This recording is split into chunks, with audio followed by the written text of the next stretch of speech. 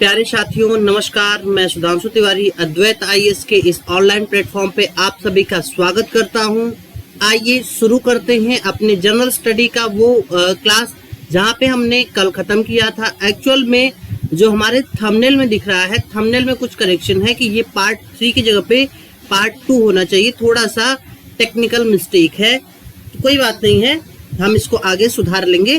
तो यहाँ पे इंडियन कॉन्स्टिट्यूशन का भाग 2 यानी सिटीजनशिप हम पढ़ने जा रहे हैं। तो आगे बढ़ने से पहले अद्वैत आईएएस आपके लिए लाया है अभ्यास कार्यक्रम, जिसके तहत हम यूपीएससी और यूपीपीसीएस की तैयारी करने वाले छात्रों के लिए और विशेषकर हिंदी मीडियम के छात्रों के लिए लाए हुए हैं अभ्यास कार्यक्रम, जिसमें फ्री सभी के लिए कंप्लीट जनरल स्टडी प्रोग्राम चलाया जा रहा है और साथ में आपको डेली करंट अफेयर आपको दिया जा रहा है।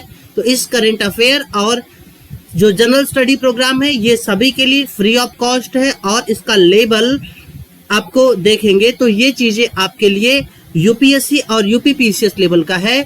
तो मैं सुधांशु तिवारी, जो कि करीब 8 सालों से पढ़ने और पढ़ाने में विभिन्न कोचिंगों में मैं पढ़ा चुका हूं, तो अपने इस अनुभव के द्वारा आपके लिए लेके आया हूं, जिसका उद्देश्य ये है कि ऐसे व्यक्ति जो कि चाहते हैं, जिनके पास में लाखों रुपए प्राइवेट कोचिंग में देने या फिर इतना समय नहीं है कि वो जा करके क्लास करे, ऐसे लोगों के लिए ये कार्यक्रम है। तो आप सभी लोग सेशन को लाइक करिए, अपने विचारों को कमेंट करिए, पहली बार जुड़ रहे हैं तो सब्सक्राइब करिए, अपने दोस्तों के साथ अधिक से अधिक शेयर करिए, जिससे हमारा जो मनोबल है वो बढ़ सके और हम आपके लिए और अच्छे बेहतरीन प्रोग्राम ला सके। आपका जीएस कंप्लीट होने के बाद में हम सीधे एक चीजें आपके लिए वो सारी चीजें लेके आएंगे जो बड़ी कोचिंग लाखों रुपए लेकर भी आपके लिए नहीं करती हैं। तो चलिए प्रारंभ करते हैं इस सफर को, जहां पे हम नागरिकता के बारे में पढ़ेंगे। तो नागरिक कौन है? तो नागरिक वह व्यक्ति है जिसे उस देश द्वारा कुछ विशेष सुविधाएं दी जाती हैं, ठीक है, कुछ विशेष अधिकार दिए जाते हैं, जैसे कि चुनाव लड़ने की, जैसे वोट देने की, जैसे सरकारी नौकरी करने की, जैसे राज्य के खिलाफ प्रश्न उठाने की। इन सभी चीजों को क्या दिया जाता है? एक विशेष अधिकार दिया जाता है, उसे हम क्या कहते हैं? नागरिक कहते हैं। तो भारत में ये जो नागरिकता है, ये भारत के नागरिक कौन होंगे, हम भारत के लोग कौन होंगे, इसके निर्धारण के लिए भारतीय संविधान सभा ने भाग 2 में नागरिकता को विधिवत परिभाषित किया और कहा कि नागरिकता को कुछ हम चीजें यहाँ पे दे रहे हैं, लेकिन साथ ही साथ में नागरिकता के लिए जो कानून बनाने का काम है वो संसद साधारण बहुमत से कभी भी कर सकती है। संसद समय समय पर यह निर्धारित कर सकती है कि भारत के नागरिक बनने के लिए कौन सी शर्तें पूरी करनी पड़ेंगी या कौन से लोग भारत के नागरिक होंगे। आइए एक शॉर्ट में पहले देखते हैं और बाद में एक आर्टिकल पे हम लोग चर्चा करेंगे। तो जो पहला अनुच्छेद 5 से अनुच्छेद 12 तक, ये जो अनुच्छेद 11 तक ये जो भाग 2 है, उसमें एक की बात करते हैं। तो अनुच्छेद 5 संविधान के प्रारंभ के समय नागरिकता की बात करता है। अनुच्छेद 6 भारत से पाकिस्तान प्रवास करने वाले नागरिकों के अधिकार की बात करता है, नागरिकता के अधिकार की बात करता है। अनुच्छेद 7 पाकिस्तान में भारत से जो कुछ लोग गए हैं उनके नागरिकता की बात करता है। अनुच्छेद 8 भारत के बाहर के लोगों के लिए जो भारतीय मूल के व्यक्ति हैं उनके नागरिक अधिकारों की बात करता है। अनुच्छेद 9 जो भारत में किसी विदेशी राज्य से जो नागरिकता प्राप्त कर लेते हैं वे भारत के नागरिक नहीं होंगे, उसकी बात करता है। आर्टिकल 10 नागरिकता के अधिकारों में निरंतरता की बात करता है और आर्टिकल 11 कहता है कि संसद कानून द्वारा नागरिकता के अधिकारों का विनियमन करेगा। तो ये रहा हमारा शॉर्ट में आर्टिकल 11 तक की जो हमने बातें की हैं। चलिए आगे चलते हैं। तो आर्टिकल 5 की बात करते हैं, जहां पे संविधान के प्रारंभ में जो नागरिकता है उसकी बात करते हैं। तो जो पहला आर्टिकल, जो पहली इसमें बात कही गई है, जो भारत में 1935 में परिभाषित जो भारतीय राज्य क्षेत्र है उसमें पैदा हुआ कोई व्यक्ति है। या जिसके माता पिता या उसमें से कोई एक भारत में पैदा हुए हो, माता या पिता या दोनों में से कोई एक। लेकिन यहाँ पे एक चीज ध्यान देने वाली बात है कि माता पिता यदि दोनों हैं तब तो वो व्यक्ति भारतीय है, लेकिन माता या पिता दोनों में से एक भारतीय है, एक विदेशी है, और अगर जो विदेशी है वो लीगल रूप से भारत में आया है तभी उसका बच्चा भारत का नागरिक होगा, अन्यथा उसका बच्चा भारत का नागरिक नहीं होगा। कहने का मतलब ये है कि मान लीजिए कि एक बच्चा है और वो बच्चा एक ऐसे व्यक्ति से पैदा हुआ है जिसकी माता तो बांग्लादेशी है जो कि तारों के नीचे से भारत में आई है, लेकिन जिसका पिता जो है भारतीय है तो वह व्यक्ति भारतीय नहीं होगा क्योंकि उसकी माता भारत में अवैध प्रवास करके आई हुई है। यानी माता पिता या दोनों में से एक भारत का नागरिक हो और दूसरा भारत में इलीगल माइग्रेंट ना हो, तभी बच्चे को भारत की नागरिकता दे दी जाएगी। और अगला है ऐसे जो प्रारंभ से ठीक पहले कम से कम 5 वर्ष तक भारत के राज्य क्षेत्र में रह रहे हो, यानी संविधान के प्रारंभ से 5 वर्ष पहले से ही भारत में रह रहे हों, ऐसे लोगों को भारत की नागरिकता दे दी जाएगी। ये है आपका जो आर्टिकल 5 की बात करते हैं उसकी बात ये है। अब आते हैं आर्टिकल 6 पे। आर्टिकल 6 कहता है कि पाकिस्तान से भारत में आए व्यक्तियों की नागरिकता की बात करता है। कहता है कि अनुच्छेद 5 की किसी बात को होते हुए अगर कोई व्यक्ति जो पाकिस्तान में सम्मिलित है क्षेत्र वहां से प्रवेशन करके, आप जानते हैं कि जब भारत स्वतंत्र हुआ तो जो भारत का विभाजन होता है भारत और पाकिस्तान, ये मानव इतिहास का सबसे बड़ा प्रहसन माना गया। तो जो पाकिस्तान से चलकर भारत में आए और उन्हें जो है कहा गया कि उन्हें किन किन शर्तों पर भारत में पैदा माना जाएगा, तो कहा गया कि वह व्यक्ति उसके माता पिता या उसमें से उसके दादा दादी, ठीक है, माता पिता, ठीक है, पितामह पितामही, मातामह मातामह यानी दादा दादी नाना नानी में से कोई भी व्यक्ति जो भारत में पैदा हुआ और जैसा कि भारत का क्या वो किया गया, भारत सरकार अधिनियम 1935 में भारत जो परिभाषित किया गया उसमें पैदा हो और ऐसा व्यक्ति 19 जुलाई 1948 से पूर्व पाकिस्तान से भारत आ चुका।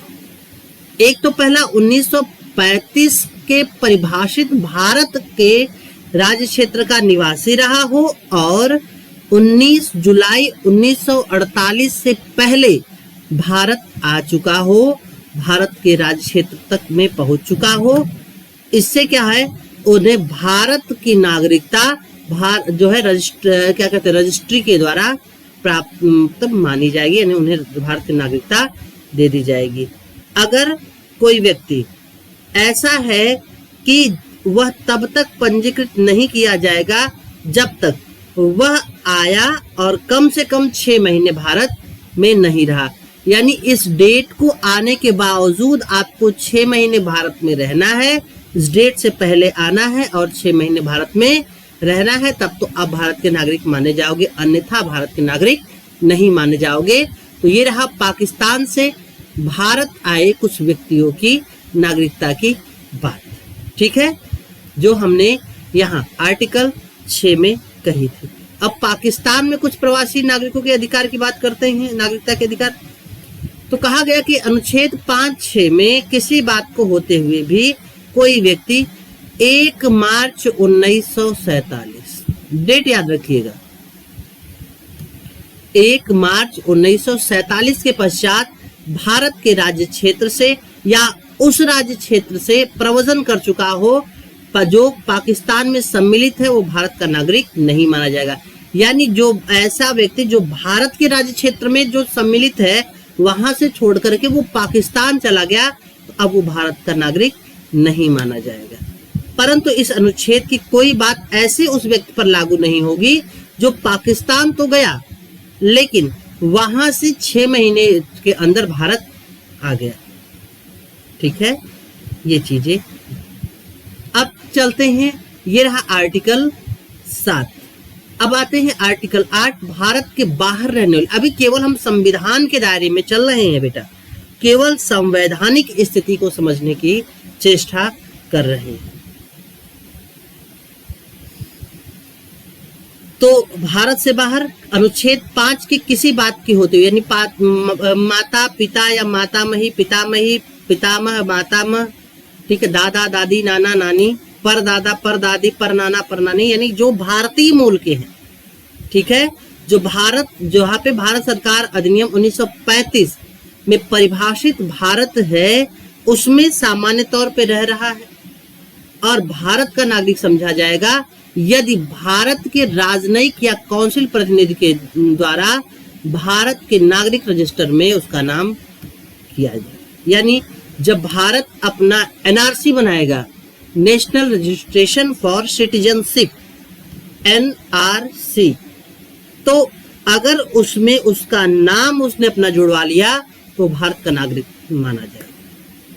ठीक है, अब आते हैं अनुच्छेद 8 पर। तो अनुच्छेद 8(5) में किसी बात के होते हुए भी अगर नाना नानी, दादा दादी, माता पिता, मातामही पितामही, मातामह पितामह, ये सभी लोग में से कोई एक भारत के राज्य क्षेत्र में रह रहा हो और वहां पर रजिस्ट्रेशन हो रहा है, तभी उन्हें भारत का नागरिक माना जाएगा, अन्यथा नागरिक नहीं माना जाएगा। अगर कोई व्यक्ति किसी देश से नागरिकता प्राप्त कर लेता है तो भारत की नागरिकता उसकी खत्म मानी जाएगी।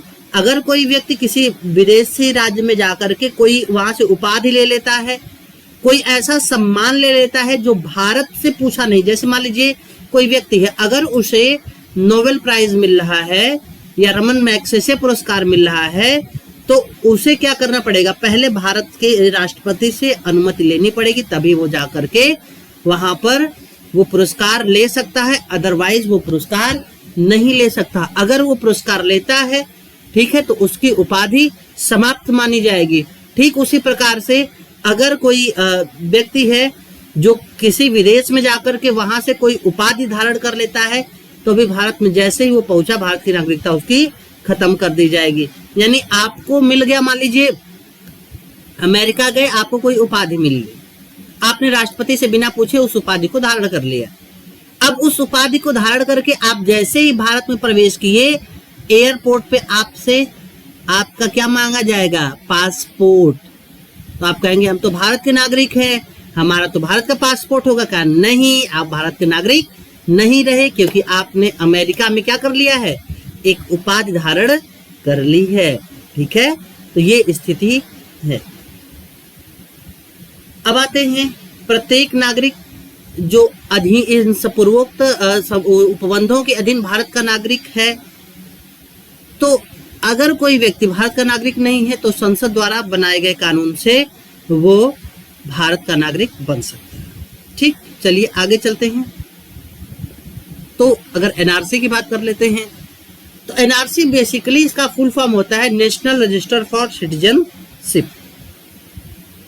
क्या है, national registration for citizenship. Basically ये क्या है, ये भारत में रहने वाले लोगों का एक डाटा है जो कि 1 जनवरी 1949 को क्या किया गया, लागू किया गया, और वहां से हर 10 साल बाद इसका अद्यतन होता है, नहीं अपडेट होता है। ठीक है, हर साल क्या होता है, इसका अपडेट होता है। तो असम में 1951 में, यानी पूरी दुनिया, पूरे भारत में क्या हुआ, एनआरसी हुआ था 1951 में, और 1951 में एनआरसी में भारत के जितने सिटीजन थे उन सभी का नाम उस जो है नागरिक रजिस्टर में दर्ज किया गया। ठीक है, तो कहा गया कि हर 10 साल बाद हम क्या करते हैं, इसको अपडेट करते हैं। लेकिन प्रॉब्लम क्या आई, 1970 में हुआ ये कि 71-72 में कि जो पूर्वी पाकिस्तान था, जिसे आप बांग्लादेश जानते हैं, वहां पर पश्चिमी पाकिस्तान, जिसे आप पाकिस्तान के रूप में आज जानते हैं, तो वहां पर पाकिस्तान आर्मी के द्वारा बहुत ज्यादा नरसंहार होने लगा। वो क्या था कि मुजिब वहां पे पाकिस्तान में अगर देखा जाए तो पाकिस्तान दो तरफ था, एक तो था पूर्वी पाकिस्तान, ठीक है, और दूसरा था पश्चिमी पाकिस्तान, यानी बांग्लादेश जो आज का है वो भी क्या था, पाकिस्तान, ठीक है। तो हुआ ये कि वहां पे जो चुनाव हुए 1960 में 1968-69 में वहां पे चुनाव हुए। अब इस चुनाव के बाद में हुआ ये कि वहां पर जो क्या कहते हैं, जो पूर्वी पाकिस्तान था, वहां के एक व्यक्ति, नाम था उनका मुजीबुर रहमान, जो शेख हसीना जो अभी भाग करके आई हैं, जो भारत में राजनीतिक जो है शरणार्थी हैं। देखिए आप अगर देखा जाए, अगर मैं इस मैप पे बताऊं तो इधर होता था पश्चिमी पाकिस्तान और ये होता था पूर्वी पाकिस्तान। तो यहाँ के एक व्यक्ति थे मुजीबुर रहमान, जो कि शेख हसीना के पिताजी हुआ करते थे। वे पाकिस्तान में जीत गए और जब पाकिस्तान में जीत करके ये पाकिस्तान में गए और कहा कि मुझे प्रधानमंत्री के रूप में शपथ दिलाओ, तो उन्होंने कहा कि एक बंगाली पाकिस्तान का प्रधानमंत्री कैसे बन सकता है। इन्हें वापस वहां से जेल में डाल दिया गया और फिर वापस से यहाँ जो है पूर्वी पाकिस्तान भेज दिया गया।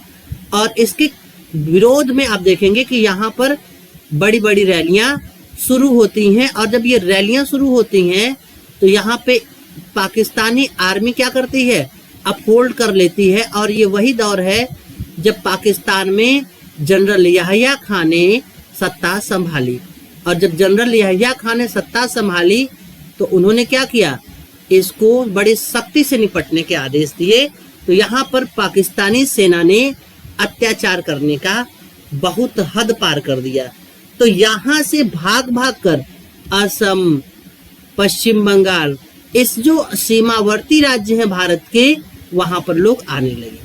तो जब वहां पर एक समय हुआ कि जो वहां के स्थानीय लोग हैं, उनसे जो बांग्लादेश से आए हुए लोग थे वे ज्यादा हो गए। 1972 में ये युद्ध होता है और हमने पृथक बांग्लादेश की स्थापना कराई। तो कहा गया कि बाद में वो गए नहीं, क्योंकि बांग्लादेश में अगर बांग्लादेश और भारत की तुलना की जाए तो भारत उनकी तुलना में एक बेहतर कंडीशन में, बेहतर स्थिति में है।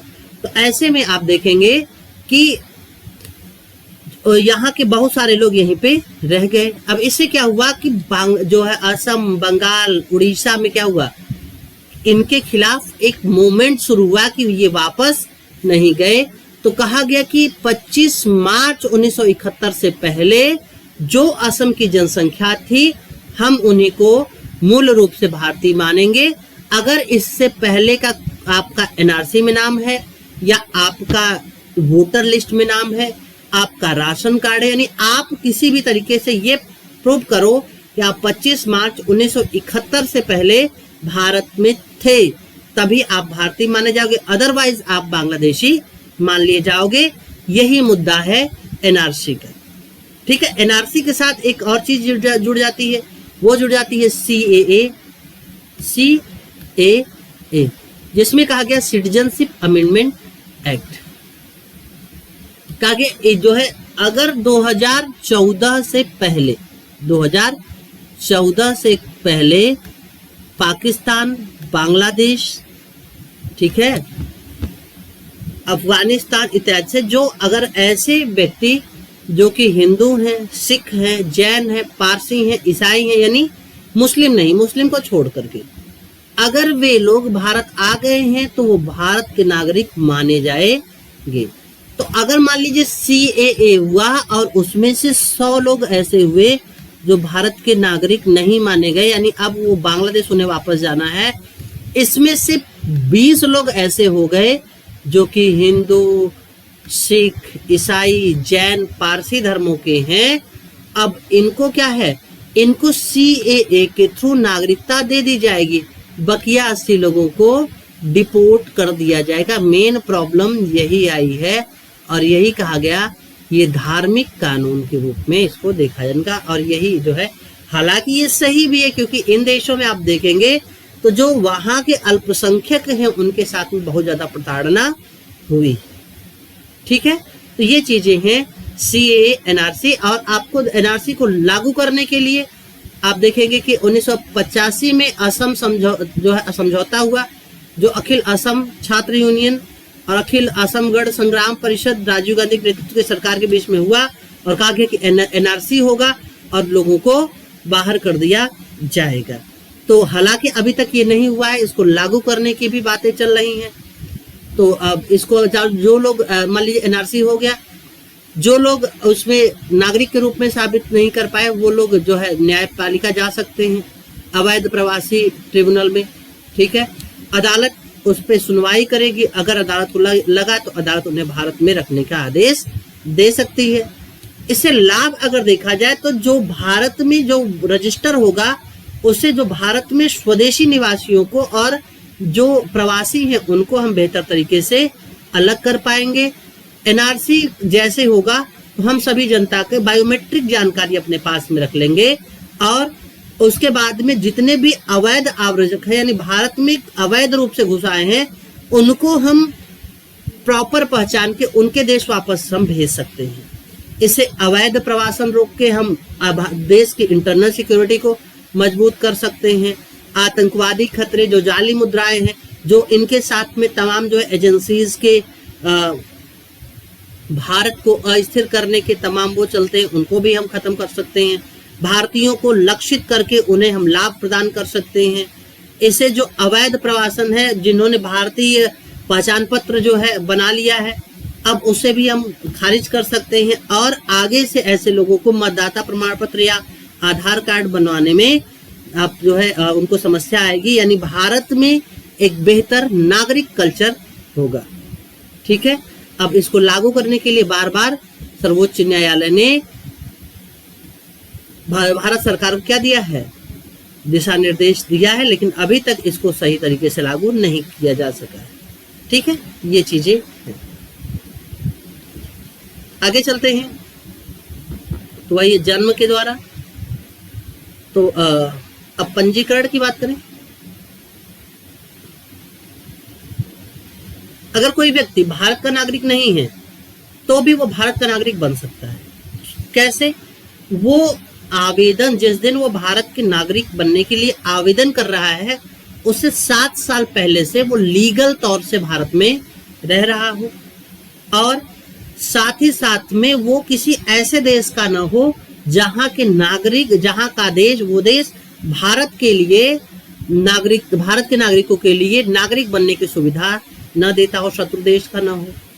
ठीक है, उसके बच्चे हैं अवयस्क जो भारत के नागरिक बन चुके हैं, तो वो लोग भारत के नागरिक बन सकते हैं। ठीक है, पंजीकरण के द्वारा। अगर पंजीकरण के द्वारा कोई भारत का नागरिक बना है और बाद में पता चला कि वह जानकारी गलत जानकारी दे करके या जानकारी छिपा करके या फिर जो नागरिकता के प्राप्त होने के 5 वर्ष के भीतर 2 वर्ष की सजा प्राप्त कर लिया, ये 3 कंडीशन है। इन 3 कंडीशन में से अगर कोई फुलफिल होता है तो उसकी नागरिकता समाप्त हो जाएगी। ठीक है, ये चीजें हैं। अब तक अगर देखा जाए तो भारत में जो नागरिक अधिनियम है उसमें 6 बार संशोधन किया गया। 1986 में, 1992 में, 2003 में, 2005 में, 2015 में और 2019 में, ये 5 बार चेंजेस किए गए। 86 में क्या हुआ कि यहाँ पे जन्म से नागरिकता संबंधी नियम बनाए गए और ये आवश्यक कर दिया गया कि जन्म के समय कम से कम दोनों में से यानी माता पिता या दोनों में से एक का नागरिक होना आवश्यक है और दूसरा अवैध आव्रजक न हो। ठीक है, 1992 में जो नियम और अधिक स्पष्ट कर दिए गए और कहा गया कि 10 दिसंबर 1992 के बाद अगर भारत से बाहर कोई व्यक्ति जन्म लेता है और उसका माता पिता या कोई एक भारतीय है तो वो नागरिक होगा, लेकिन जन्म के 1 वर्ष के भीतर वहां पे जो दूतावास है वहां पे उसको रजिस्ट्रेशन करवाना होगा। 2003 में माता पिता के अवैध प्रवासन के शर्त को और सख्त कर दिया गया, एनआरसी को लागू करना अनिवार्य कर दिया गया। 2005 में जो है जो नागरिकता संशोधन अधिनियम, जो नागरिकता अधिनियम 1955 है, उसमें संशोधन किया गया और कहा गया, जैसे पहले था कि पहले 5 वर्ष तक रहने पर भारत की नागरिकता के लिए अप्लाई कर सकते हो। कहा गया आप 7 वर्ष तक रहेंगे तभी भारत की नागरिकता आपको प्राप्त होगी। 2015 में कहा गया कि नागरिकता अधिनियम में अगर कोई व्यक्ति है जो विवाह से नागरिक बन रहा है तो उसे कम से कम 1 वर्ष तक फंक्शनल रिलेशन में रहना होगा। यानी मान लीजिए कि अगर आप गए रशिया और वहां से रशियन से शादी करके वापस आए, तो वो रशियन तुरंत भारत की नागरिकता नहीं प्राप्त करेगी जब तक कि वो 1 वर्ष तक आपके साथ फंक्शनल रिलेशन में न रहे। ठीक है। 2019 में, जिसे आप सबसे रिसेंट में मान सकते हैं, जो सीए हुआ, तो बांग्लादेश, पाकिस्तान और अफगानिस्तान के गैर मुसलमान हिंदू, सिख, बौद्ध, जैन, पारसी और ईसाई को जो कहा गया कि 2014 से पहले भारत में आ चुके हैं, उन्हें भारत की नागरिकता दे दी जाएगी। ये रहा कुछ भारत की नागरिकता से संबंधित कुछ शर्तें और कब कब संशोधन हुए। आपके लिए बहुत ज्यादा यहाँ पे डीप जाने की जरूरत नहीं है, क्योंकि डीप जाएंगे तो यहाँ से जो प्रश्न आए वो बहुत डीप नहीं आए हैं। आगे हम आज सैटरडे को इस बारे में पूरा जितना तब तक पढ़ा दिए होंगे सारे क्वेश्चन में लेकर आऊंगा आपके लिए। अगर भारत की नागरिकता की विशेषता कहा जाए तो यहाँ पे एकल नागरिकता, यानी आप भारत के ही नागरिक हो, आप किसी भी राज्य के नागरिक नहीं हो सकते, केवल भारत के नागरिक हो गए। अगर किसी विदेश की भी नागरिकता आपने ले ली तो भारत की नागरिकता खत्म। भारत के नागरिकों के लिए अधिकार भी है और कर्तव्य भी है। ठीक है। भारत में नागरिकता अगर समाप्त है अगर आपने किसी देश की नागरिकता ले ली। ठीक है। अब आते हैं एनआरआई की बात करते हैं। तो ऐसे लोग जो लोग भारत के हैं, कहते हैं ये भारत के नागरिक हैं और भारतीय पासपोर्ट पर विदेश जाकर के कमा रहे, यानी उनकी भारतीय नागरिक जो भारतीय पासपोर्ट पर एक वित्तीय वर्ष में 182 दिन, ठीक, कितना 182 दिन या इससे अधिक भारत से बाहर रहे और इनके आर्थिक गतिविधि का केंद्र भारत से बाहर हो, तो आप उन्हें एनआरआई कह सकते हैं। यानी एनआरआई भारत का ही नागरिक है। जैसे दुबई गए कमाने, तो दुबई गए कमाने अगर वो 4 साल बाद आ रहे हैं तो 4 साल तक वो क्या है, एनआरआई। ठीक है। अब आते हैं कि भारत में दोहरी नागरिकता कुछ अपवाद सिचुएशन में लागू होती है। इसे कहते हैं समुद्र पारी भारतीय नागरिक या ओवरसीज सिटीजन ऑफ इंडिया, इसे कहते हैं ओसीआई। ऐसे विदेशी जो भारत, जिनके पूर्वज भारत में थे लेकिन गिरमिटिया प्रथा, जैसे भारत से अंग्रेज क्या करते थे, भारत से लोगों को ले जाते थे अफ्रीकन देशों में, वहां पे सोने के खदानों में काम करने के लिए भेज देते थे और वहां से सोना लेकर ब्रिटेन चले जाते थे। तो इस प्रणाली कहते थे गिरमिटिया प्रणाली, क्योंकि उन्हें जो है ना एक उनके साथ कॉन्ट्रैक्ट साइन किया था कि आपको 5 साल 6 साल में वापस लेकर हम आएंगे, लेकिन एक बार लेकर गए तो उन्हें कभी वापस नहीं लेके आए। वो लोग वहां गए, वहीं बस गए, वहीं शादी विवाह कर लिया, वहीं पे बच्चे उनके हुए, अब वे वहां पर बड़े जो है पदों को प्राप्त कर चुके हैं। तो ऐसे लोगों को भारत के साथ जोड़ने के लिए इसको पूरा किया गया, क्योंकि ऐसे लोगों को कहा जाए कि भैया आपका मूल भारत में है, भारत के प्रति आपका कुछ कर्तव्य बनता है, नहीं ले देखिए आपको विदेशी कुछ पैसा वैसा देना है। तो भारतीय मूल के नागरिक पंजीकरण की अनुमति के लिए 1955 में संशोधन करके अगस्त 2005 में इसका ओसीआई परियोजना लागू किया गया। किसके द्वारा? अटल जी के द्वारा। विदेशी पासपोर्ट धारकों को दिया जाता है, जो भारत में बहुत बार आ जा सकते हैं और आजीवन वीजा भी इन्हें दिया जाता है। इनको दोहरी नागरिकता ये ले सकते हैं, अपने देश के नागरिक तो होंगे ही और भारत के ओसीआई होंगे। ठीक है। और जब ये आएंगे तो पहले पीआईओ था, पीपुल्स ओरिजिन इन इंडिया। ठीक है। PIO, peoples of Indian origin. ठीक है। भारतीय मूल के व्यक्ति, तो वो जब आते थे तो उन्हें अगर कहीं रह रहे हैं 15 दिन के ज्यादा रह रहे हैं तो उन्हें नजदीकी पुलिस थाने में पंजीकरण करवाना होगा और उन्हें समय समय पर जाके पुलिस को बताना होगा। लेकिन यहाँ पे इसे छूट दिया गया और वर्तमान में लगभग 4.5 मिलियन से अधिक ओसीआई कार्ड धारक हैं, जिसमें अधिक संख्या अमेरिका, ब्रिटेन, ऑस्ट्रेलिया, कनाडा में है। पात्रता अगर देखें तो 26 जनवरी 1950 को या इसके बाद भारत के नागरिक या स्थिति को भारत की नागरिकता के लिए पात्र और जीवन साथी जो विवाहित हैं वो 2 वर्ष वो रह चुके हैं और अब वो बाहर रह रहे हैं। इनके कोई राजनीतिक अधिकार नहीं होंगे, कोई पद धारण नहीं कर सकते, कोई नौकरी नहीं कर सकते। केवल क्या कर सकते हैं, ये केवल कर सकते हैं भारत में व्यावसायिक जमीन खरीद सकते हैं, खेती नहीं कर सकते, यहाँ पे इंडस्ट्रियल एक काम शुरू कर सकते हैं। तो ये चीजें हैं। और यहाँ पे देखिए ओसीआई और एनआरआई के बीच में एक क्या कह सकते हैं कि तुलना दी गई है। ओसीआई जो विदेशी ही नागरिक है, केवल भारत का ओसीआई कार्ड रखा है, लेकिन ये भारतीय नागरिक है, केवल साल में 182 दिन या इससे अधिक विदेश में रह रहा है। अगर वीजा कहा जाए तो इसका मल्टीपर्पज वीजा है, आजीवन वीजा की सुविधा है। भाई ये भारत का ही पासपोर्ट रखा है तो इसको वीजा कोई जरूरत ही नहीं है। इसमें चुनाव मतदान कोई अधिकार नहीं है और ये भारतीय है तो ये सब कुछ कर सकता है। ये केवल अनुसंधान, मशीनरी, पर्वतारोही, पत्रकारिता जैसे प्रतिबंधित क्षेत्रों का दौरा जैसे गतिविधि को छोड़कर भारत में कहीं भी आने जाने की इसकी स्वतंत्रता है। लेकिन भारत यहाँ पे देखिए जो भी भारत का नागरिक तो इसलिए सभी को वो अधिकार प्राप्त है। अब आते हैं प्रवासी नागरिक दिवस। तो 1915 में जो गांधी जी थे वो भारत लौटे जनवरी में, ठीक है। कब लौटे? 19 जनवरी को, 15 जनवरी को, कुछ ऐसे ही डेट मुझे याद नहीं आ रहा, 15 जनवरी, शायद 15 जनवरी को, ठीक है।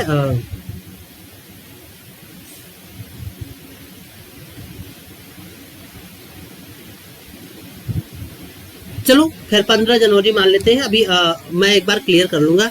तो 15 जनवरी को वो जो है 15 जनवरी 1915 को भारत में आए और उस दिन की याद में हम लोग प्रवासी भारतीय दिवस मनाना प्रारंभ करते हैं 2003 से। इसका उद्देश्य है भारत के विकास में प्रवासी भारतीयों को योगदान पर प्रकाश डालना, विदेश में भारतीयों के बारे में बेहतर समझ विकसित करना, भारत के लक्ष्यों का समर्थन करना तथा विश्व भर में स्थानीय भारतीय समुदायों के कल्याण की दिशा में कार्य करना, प्रवासी भारतीयों को अपनी पैतृक भूमि और सरकार से लोगों को जोड़ने के लिए एक मंच प्रदान करना। 2003 में प्रवासी भारतीय दिवस का प्रारंभ हुआ। अटल बिहारी वाजपेयी ने इसको प्रारंभ किया। अब 18वां प्रवासी भारतीय दिवस अगर देखा जाए तो प्रवासी भारतीय एक्सप्रेस का उद्घाटन हुआ जो विदेश मंत्रालय ने प्रवासी तीर्थ दर्शन योजना के अंतर्गत किया गया, ठीक है। अब देखेंगे कि भारत में किस देश में कितने जो है प्रवासी हैं। तो यूएसए, यूके, संयुक्त अरब अमीरात, ये देखिए सऊदी अरब, मलेशिया को, इतने जो है भारत के जो प्रवासी भारतीय हैं जो उन देशों में रहते हैं, ठीक है। ये चीजें बात करते हैं कि प्रवासी भारतीय क्या कर रहे हैं। तो एक तो भारत के आर्थिक सशक्तिकरण में और अधिक योगदान दे रहे हैं, जो भारत में धन प्रेषण, निवेश को वो बढ़ावा दे रहे हैं। भारत में अंतर्राष्ट्रीय बाजार को भारतीय व्यवसायों से जोड़ करके भारत की विकसित अर्थव्यवस्था के लक्ष्य को पूरा कर रहे हैं। उसके अलावा वैश्विक व्यापार संबंधों को बढ़ावा दे रहे हैं। R&D यानी रिसर्च एंड डेवलपमेंट इकोसिस्टम को बढ़ावा दे रहे हैं।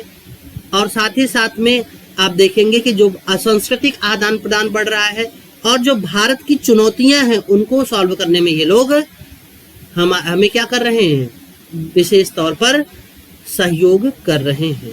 अगर आप देखिए तो प्रवासी भारतीयों के कल्याण के लिए क्या क्या सरकार द्वारा पहल की गई।